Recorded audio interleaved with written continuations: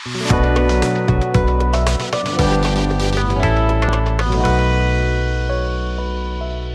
আলাইকুম, স্বাগত জানাচ্ছি কিভাবে শিখবো ইউটিউব চ্যানেলের আরও একটি নতুন ভিডিওতে। প্রিয় দর্শক, আজকের ভিডিওতে আমরা টাস্ক ম্যানেজার নিয়ে আলোচনা করব। তো কম্পিউটারের টাস্ক ম্যানেজার আসলে কি, কেন ব্যবহার করা হয়, কখন কখন ব্যবহার করতে হয়, সেই বিষয়গুলো নিয়ে আজকের বিস্তারিত আলোচনা করব। তো বন্ধুরা, প্রথমে আমি আপনাদেরকে দেখাবো কিভাবে টাস্ক ম্যানেজার ওপেন করতে হয়। তো টাস্ক ম্যানেজার ওপেন করার অনেকগুলো পদ্ধতি আছে, আমি আপনাদেরকে কয়েকটি পদ্ধতি দেখাবো। প্রথম পদ্ধতি হচ্ছে, আমরা টাস্ক ম্যানেজার যদি আমাদের কম্পিউটারের যে সার্চ বার আছে, এই যে টাইপ হেয়ার টু সার্চ, এখানে ক্লিক করে আমরা যদি TASK লিখি তাহলে দেখতে পারবেন যে এখানে টাস্ক ম্যানেজার নামের একটি অপশন চলে আসবে। আমরা এখান থেকে ক্লিক করেও টাস্ক ম্যানেজার ওপেন করতে পারি, অথবা আমরা আমাদের কিবোর্ড থেকে কন্ট্রোল এবং অল্টার যে বাটনটি রয়েছে এই দুটি একসাথে প্রেস করে যদি আমরা আমাদের কিবোর্ড থেকে ডিলিট বাটনটি প্রেস করি তাহলে আমাদের সামনে এরকম একটি অপশন আসবে, এবং এখান থেকে আমরা যে টাস্ক ম্যানেজার যে অপশনটি আছে সেখান থেকেও আমরা কিন্তু টাস্ক বার সেটিংটা অন করতে পারি। এছাড়াও আমরা আমাদের কিবোর্ড থেকে কন্ট্রোল বাটনটির সাথে শিফট বাটন প্রেস করে যদি সাথে সাথে এসকেপ বাটনটি প্রেস করি তাহলেও কিন্তু আমরা সরাসরি টাস্ক ম্যানেজার যে অপশনটি রয়েছে সেখানে চলে যেতে পারি। এই টাস্ক ম্যানেজার ওপেন করার জন্য আরও একটি পদ্ধতি রয়েছে, সেই পদ্ধতিটি হচ্ছে আমাদের কম্পিউটারের নিচে যে টাস্ক বার অপশনটি রয়েছে সেখানে রাইট ক্লিক করে আমরা এই টাস্ক ম্যানেজার অপশনে ক্লিক করেও কিন্তু সরাসরি টাস্ক ম্যানেজারে চলে যেতে পারি। তো বন্ধুরা, আমরা কিন্তু শিখে ফেললাম কিভাবে টাস্ক ম্যানেজার অপশনে যেতে হয়। তো টাস্ক ম্যানেজার অপশনে আসার পরে আমরা এখানে কয়েকটি অপশন দেখতে পারবো, তার মধ্যে রয়েছে process, performance, app history, startup, user details and service. তো আমরা এখানে সবগুলো মেনু নিয়ে আলোচনা করব। প্রথমে যে অপশনটি রয়েছে সেটি হচ্ছে প্রসেস। এই প্রসেস অপশনের কাজটা কি? প্রসেস অপশনের কাজ হচ্ছে আমাদের এই অ্যাপ বা প্রোগ্রামগুলোর মধ্যে কোনটা কোনটা এই মুহূর্তে রানিং আছে এবং সেই অ্যাপসগুলো আমাদের মেমোরি থেকে, অর্থাৎ আমাদের র্যাম থেকে কতটুকু মেমোরি ইউজ করতেছে, আমাদের CPU বা যে আমাদের প্রসেসর সেটাকে কতটুকু হিট করতেছে, এরপর আমাদের ডিস্কের কত অংশ ব্যবহার করতেছে, নেটওয়ার্ক কতটুকু ব্যবহার করতেছে, সবগুলো তথ্য কিন্তু আমরা এখানে দেখতে পাচ্ছি। তো বন্ধুরা, আমরা প্রসেসে থাকা অবস্থায় আমরা যদি একটু নিচের দিকে আসি তাহলে আপনারা দেখতে পারবেন এখানে প্রথমে রয়েছে অ্যাপস এবং তারপরে রয়েছে ব্যাকগ্রাউন্ড প্রসেস। তো অ্যাপস হচ্ছে আপনার কম্পিউটারে এই মুহূর্তে ইনস্টল করা থার্ড পার্টি বা অন্যান্য যে অ্যাপসগুলো রয়েছে সেই অ্যাপসগুলোর কোনটা কোনটা এই মুহূর্তে চালু আছে। তো বন্ধুরা, এখানে দেখতেই পাচ্ছেন যে আমি এখানে দুইটি অ্যাপস চালু রেখেছি, একটি হচ্ছে বিজয় 52 আর একটা টাস্ক ম্যানেজার। আমার এছাড়া কিন্তু অন্য কোনো অ্যাপস এই মুহূর্তে চালু নেই। তো আমি যদি এখানে মাইক্রোসফট ওয়ার্ডের যে অ্যাপসটি রয়েছে বা প্রোগ্রামটি রয়েছে সেটা যখন অন করলাম, দেখেন বন্ধুরা, সাথে সাথে কিন্তু এখানে মাইক্রোসফট ওয়ার্ডের যে প্রোগ্রামটি রয়েছে সেই প্রোগ্রামটি এখানে চলে আসছে। তো অনেক সময় এমনটা হয় যে আমরা একটা প্রোগ্রামের মধ্যে যদি অনেক বেশি হিট করি বা অনেক বেশি ক্লিক করি তখন সেই প্রোগ্রামটা কিন্তু হ্যাং হয়ে যায়। তো এই হ্যাং হওয়া প্রোগ্রামটাকে সাধারণত কিন্তু আমরা ক্লোজ বাটনে প্রেস করে কিন্তু আমরা সেটাকে ক্লোজ করতে পারি না। তো এটাকে কিন্তু আমরা খুব সহজে এই টাস্ক বার সেটিংয়ে এসে রাইট বাটন ক্লিক করে এখান থেকে ইন টাস্ক করতে পারি, অথবা যেই প্রোগ্রামটিকে আমরা ক্লোজ করতে চাই সেই প্রোগ্রামটিকে সিলেক্ট করে আমরা কিন্তু এই বাম পাশ থেকে ইন টাস্ক নামের যে বাটনটি রয়েছে সেখানে ক্লিক করে কিন্তু আমরা এটাকে ক্লোজ করতে পারি। তো বন্ধুরা, আর নিচের যে অপশনটি রয়েছে সেটি হচ্ছে ব্যাকগ্রাউন্ড প্রসেস। ব্যাকগ্রাউন্ড প্রসেস হচ্ছে আমাদের উইন্ডোজের মধ্যে কিছু বিল্ড আপ অথবা আমাদের কিছু থার্ড পার্টি অ্যাপসও থাকে যেটা হচ্ছে আমাদের ব্যাকগ্রাউন্ড প্রসেসে কাজ করে। তো সেগুলোর মধ্যেও কিন্তু এখানে অনেকগুলো অ্যাপস আছে, আপনি দেখতেই পাচ্ছেন যেগুলো হচ্ছে আমাদের কম্পিউটারের ব্যাকগ্রাউন্ড প্রসেসে কাজ করে।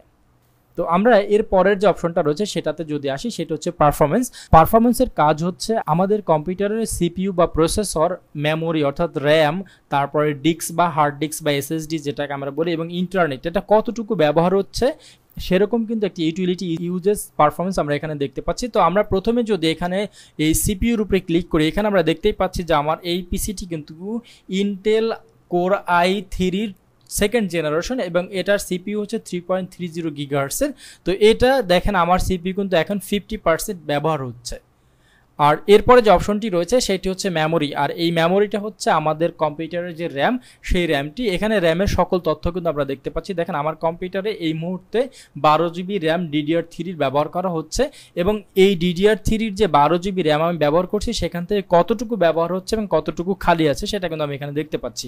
আমার এখানে 11.9 GB অর্থাৎ 11.9 GB র্যামের মধ্যে থেকে 5.4 GB র্যাম কিন্তু এখন ব্যবহার হচ্ছে, তার মানে 45% র্যাম এখন ব্যবহার হচ্ছে। আর আর এই নিচের অপশনটা রয়েছে ডিস্ক। ডিস্ক মানে হচ্ছে HDD, তার মানে হচ্ছে হার্ড ডিস্ক। আমার এই হার্ড ডিস্কের মধ্যে কয়টি ড্রাইভ আছে সেটি কিন্তু আমরা দেখতে পাচ্ছি, DEF এবং GI, এই যে ড্রাইভগুলো সেটি কিন্তু এখন 0% ব্যবহার হচ্ছে। তারপর ডিস্ক 1, এটা সি ড্রাইভ, এই সি ড্রাইভটা মূলত হচ্ছে SSD, অর্থাৎ এখানে কিন্তু আমরা দেখতেই পাচ্ছি SSD, আর SSD আমার এটা কিন্তু 128 GB, এবং আমার যে হার্ড ডিস্কটা রয়েছে সেটি কিন্তু 932 GB ইউজেস, অর্থাৎ এটা কিন্তু 1000 GB এর একটা হার্ড ডিস্ক, সেটা আমরা দেখতে পাচ্ছি। এবং এটা কোন ব্র্যান্ডের সেটা কিন্তু আমরা এখানে বিস্তারিত তথ্য দেখতে পাচ্ছি। তো এটা ছিল আমাদের ডিস্কের পারফরমেন্স। এরপরে যদি আমরা আসি সেটা হচ্ছে ইথারনেট। আপনি যদি এখানে আপনার কম্পিউটার বা ল্যাপটপে ওয়াইফাই ব্যবহার করতেন তাহলে কিন্তু এখানে লেখাটা ওয়াইফাই চলে আসতো। আমি যেহেতু সরাসরি তার দিয়ে ইন্টারনেট ব্যবহার করছি সেটার জন্য এখানে ইথারনেট চলে আসছে। এবং এই ইথারনেটের আমার যে ইন্টারনেটের গতি সেটার সেন্ড কত পার্সেন্ট এই মুহূর্তে হচ্ছে, তারপর রিসিভ কত পার্সেন্ট সেটা হচ্ছে, সেটা কিন্তু আমরা দেখতে পাচ্ছি। আমার কম্পিউটারের IP অ্যাড্রেস দেখতে পাচ্ছি, IPv6 যেটা অ্যাড্রেস সেটা কিন্তু আমরা এখানে খুব সুন্দরভাবে দেখতে পাচ্ছি। তো এই পারফরমেন্সের মধ্যে আমরা CPU, মেমোরি, হার্ড ডিস্ক এবং ইন্টারনেটের যে ব্যবহারটা হচ্ছে সেই ইউটিলিটি ইউজেসের যে রিপোর্টটা, সেই রিপোর্টটা কিন্তু আমরা এখানে কমপ্লিটলি দেখতে পাচ্ছি। এটা হচ্ছে পারফরমেন্সের কাজ। আর এরপরে যে অপশনটি রয়েছে সেটি হচ্ছে অ্যাপ হিস্টোরি। তো অ্যাপ হিস্টোরি হচ্ছে আমার এই কম্পিউটারে এই মুহূর্তে যে অ্যাপসগুলো ব্যবহার হচ্ছে সেটার কতটুকু সময় যাবত ব্যবহার হচ্ছে, সেটা কতটুকু ইন্টারনেট ব্যবহার করছে, সেই তথ্যগুলো কিন্তু আমরা এখানে সম্পূর্ণ ক্লিয়ারলি দেখতে পাচ্ছি। এরপর আছে স্টার্টআপ অপশন।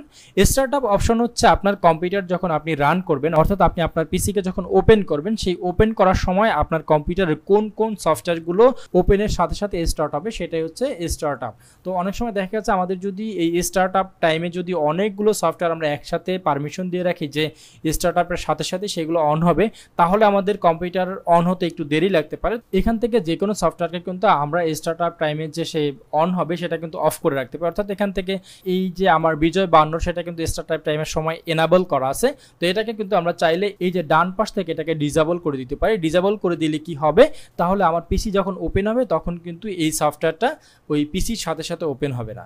এরপর হচ্ছে ইউজার্স হচ্ছে আপনার কম্পিউটারের যে অ্যাকাউন্টটা থাকে সেখানে আপনি এই মুহূর্তে কয়টি অ্যাকাউন্ট ব্যবহার করতেছেন সেটা কিন্তু আপনি এখানে দেখতে পারবেন। তো আমার কম্পিউটারে এই মুহূর্তে একটি অ্যাকাউন্ট ব্যবহার করা হচ্ছে, সুতরাং এটা আমি এখানে দেখতে পাচ্ছি যে আমার আউটলুক মেইল থেকে একটা অ্যাকাউন্ট ক্রিয়েট করা আছে, সেটা আমরা দেখতে পাচ্ছি। এরপরে যে অপশনটি রয়েছে সেটি হচ্ছে ডিটেলস। আর ডিটেলস হচ্ছে আমার এই মুহূর্তে এক্স্যাক্টলি কোন কোন সফটওয়্যারগুলো রানিং আছে এবং সেটার স্ট্যাটাস কি সেটা কিন্তু আমরা এখানে দেখতে পাচ্ছি। তারপর রয়েছে সার্ভিস, এবং সার্ভিসের মধ্যে হচ্ছে আমাদের এই মুহূর্তে কোন কোন প্রোগ্রামগুলো রান আছে সেটা কিন্তু আমরা এই স্ট্যাটাসের মাধ্যমে দেখতে পারতেছি। তো আশা করি বন্ধুরা আজকের ভিডিওটি আপনার ভালো লেগেছে। যদি ভালো লেগে থাকে তাহলে অবশ্যই ভিডিওটিতে একটি লাইক দিবেন, আপনার সুন্দর একটি মতামত জানিয়ে যাবেন। আর আপনি যদি আমার চ্যানেলে নতুন হয়ে থাকেন তাহলে অবশ্যই আমার চ্যানেলটি সাবস্ক্রাইব করবেন। তো বন্ধুরা পরবর্তী ভিডিও দেখার আশা রেখে এখানে শেষ করছি। সেই পর্যন্ত সবাই ভালো থাকুন, সুস্থ থাকুন, আল্লাহ হাফেজ।